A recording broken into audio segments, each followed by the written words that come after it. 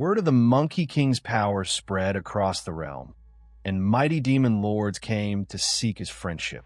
6 great kings answered his call: the Bull Demon King, the Flood Dragon King, the Rock Demon King, the Lion King, the Macaque King, and the Baboon King. Together with Wukong, they became 7 sworn brothers, feasting and reveling day after day, traveling 10,000 miles as casually as crossing a courtyard. One day, Wukong ordered his 4 mighty generals to prepare a magnificent banquet, slaughtering cattle and horses to honor his 6 sworn brothers. They made sacrifices to heaven and earth while demons danced and sang with wild abandon. The wine flowed without end, and soon every king was staggeringly drunk, lost in raucous laughter and joyous song beneath the mountain's leafy canopy.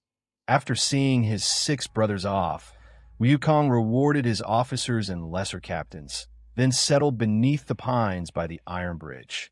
The warm shade and heavy wine pulled him down, and in an instant he was fast asleep. His 4 generals gathered close, standing watch in respectful silence, not daring to raise their voices above a whisper as their king slumbered. Then, in the depths of his wine sleep, 2 shadowy figures materialized before the Monkey King, carrying an official summons stamped with 3 star characters, the named son Wukong. They offered no explanation, no courtesy, no chance to protest.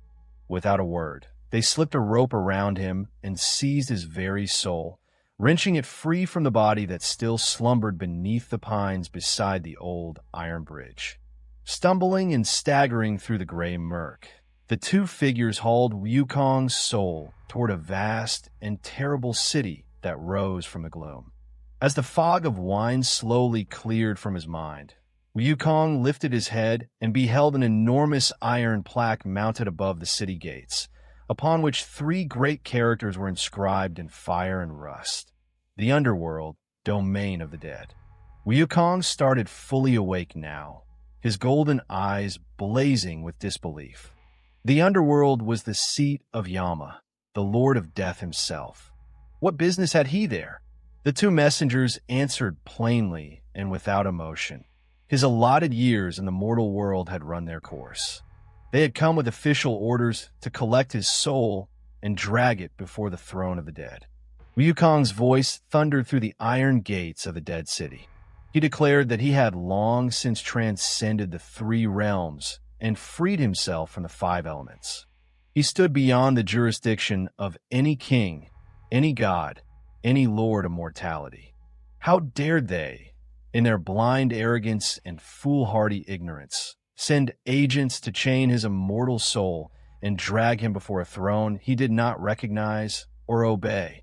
But the 2 spectral messengers paid no heed to his words. They seized his arms and pulled, insisting he follow them inside. Wukong's temper erupted like a volcano. From within his ear, he drew forth his magical golden-banded staff, shook it until it was thick as a rice bowl, and swung with terrible force, striking both messengers down into a crimson smear of pulp. Wukong snapped the rope from his wrists, gripped his staff with both hands, and charged headlong through the iron gates. The sound of his approach sent ox-headed demons diving behind pillars and horse-faced spirits fleeing through every alley. The entire city of the dead erupted in chaos as the Monkey King stormed through its streets, his weapon carving a path of thunder before him. Ghost soldiers scrambled up the steps of the Hall of Yama, their voices shrill with terror. "Disaster! Disaster!" they shrieked. A hairy-faced thunder deity is smashing his way through the city. The 10 kings of the Underworld, rulers of every departed soul, scrambled to straighten their robes and rushed out to see what manner of catastrophe had descended upon their shadowed realm. They found a figure of terrible aspect standing before them, golden eyes burning with fury, staff still wet with destruction. The 10 kings bowed low and called out in trembling voices, begging the immortal to state his name. Wukong answered, I am son Wukong, the heaven-born sage of the mountain of flowers and fruit, and I demand to know why you sent agents to chain my soul. The 10 kings prostrated themselves, stammering that surely the messengers had made a terrible mistake. There were many in the world who shared the same name. Wukong would have none of it. He commanded them to bring forth the book of life and death, the registry of every soul born and doomed. He would see with his own eyes what judgment had been written against him. Staff in hand, Wukong climbed the steps of the Hall of Yama and seated himself upon the central throne. The kings scrambled to obey, ordering their chief judge to bring the records. The trembling judge carried out 5 or 6 great ledgers and the 10 registers of all living categories. Wukong searched through the worms, the birds, the insects, the scaled creatures, and the feathered beasts, but found no trace of his name. At last, in a separate ledger, he found it. Under entry number 1350, the ink read, Heaven-born stone monkey, allotted lifespan of 342 years, death by natural causes. Wukong demanded a brush, took up the ledger, and crossed out not only his own name, but every monkey listed within its pages, erasing the death sentence from every one of his kind.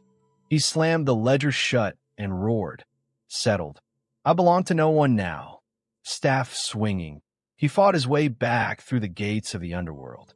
Then his foot caught on a tangle of grass, and he stumbled, and in that jarring instant his eyes flew open.